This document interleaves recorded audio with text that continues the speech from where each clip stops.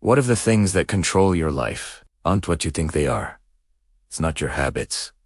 It's not your luck. It's not even your intelligence. Decades of psychology reveal that we are driven by powerful, invisible forces we rarely notice. And when we do notice them, they can feel deeply uncomfortable. Today, we're diving into 5 psychological truths about being human that most people try to avoid, but every single one of us lives by. Let's get into it. First up, a tough one. You don't actually want the truth. You want comfort. We all say we want to know what's real, what's factual. But psychologically, our brains are hardwired to prioritize emotional safety over cold, hard accuracy. This is the root of confirmation bias.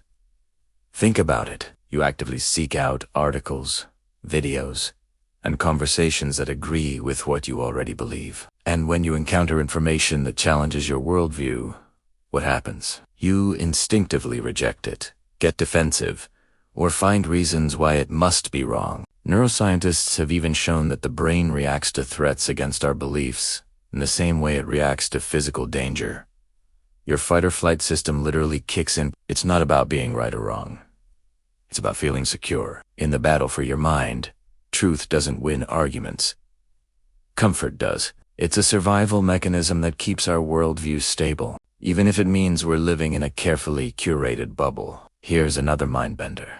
Most of your decisions are made before you're even aware of them. You feel like you weigh the options, ponder the consequences, and then consciously choose. I'll have the coffee, not the tea. I'll take this job, not that one. But modern neuroscience has shown something astonishing. Using brain scans, researchers can see your brain making a decision milliseconds, sometimes even seconds, before you consciously experience the feeling of choosing. Your conscious mind, the part of you that you think of as you, often acts more like a press secretary or a narrator.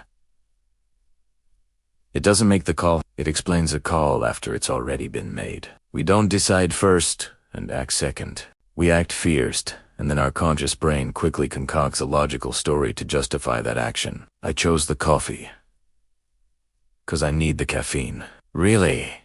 The decision was already in motion. This doesn't mean free will is an illusion, but it does suggest it is not in the driver's seat as often as we like to believe. A lot of what we call conscious choice is actually post-decision justification. Number 3 is a social one. Being watched fundamentally changes who you are. This is known as the Hawthorne effect. Classic studies, and many modern ones, prove that people behave differently when they believe they're being observed. The strange part, it doesn't even matter if the observation is real.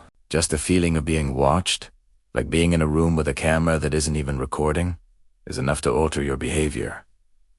Your personality shifts. You become more compliant, your stated morals tighten up, and your actions adapt to what you perceive as the social expectation. This means there's a part of you, a version of your personality, that only exists when no one is looking.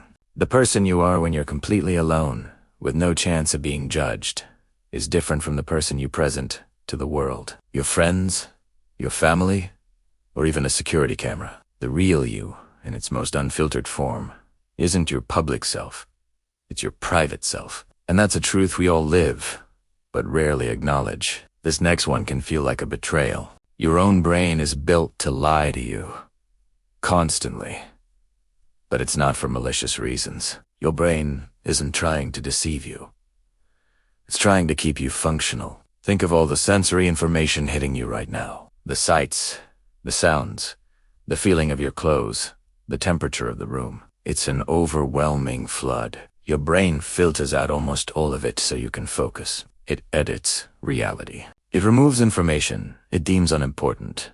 It smoothly fills in gaps in your perception, and it irons out inconsistencies to create a coherent, stable experience of the world. This is especially true for your memory. Memory is not a video recording. It's not stored like a file on a computer. Every single time you recall a memory, your brain reconstructs it from scratch. It pulls fragments from different areas and weaves them back together. And each time it does this, the memory can be subtly altered by your current mood, beliefs, and new information. The story of your life isn't a fixed archive you can access. It's a living document that your brain rewrites every single day. And finally, the 5th, And perhaps the most profound truth: you fear meaninglessness more than you fear death. This comes from the work of existential psychologists like Viktor Frankl, who observe that people can endure unimaginable pain, suffering, and struggle as long as they believe it has meaning. Take away that sense of purpose, and the human spirit collapses. Despair skyrockets. This is why we are meaning-making machines. This is why humans create grand stories, religions, belief systems, personal goals, and epic narratives about our lives. It's not because these things are objectively true or scientifically proven. It's because they are psychologically necessary. A life without purpose, even a self-created one, feels unbearable to the human mind. The belief that your life matters, that your suffering has a point, that you are part of something bigger than yourself. This is the fuel that keeps the mind alive. In the end, it's not the absence of pain we crave, but the absence of meaning we truly dread. Now, hearing all of this might feel a little unsettling, even bleak. But these truths aren't meant to scare you or make you feel powerless. They're meant to do the opposite. They're a reminder that you are not broken. You are not weird. You are profoundly, beautifully, and complicatedly human. This is just how the machine works. And understanding how your mind really operates, seeing the invisible strings that pull you, is the very first step to using it wisely. It's how you move from being a passenger to grabbing the steering wheel, even if it's just for a little while. Thanks for watching.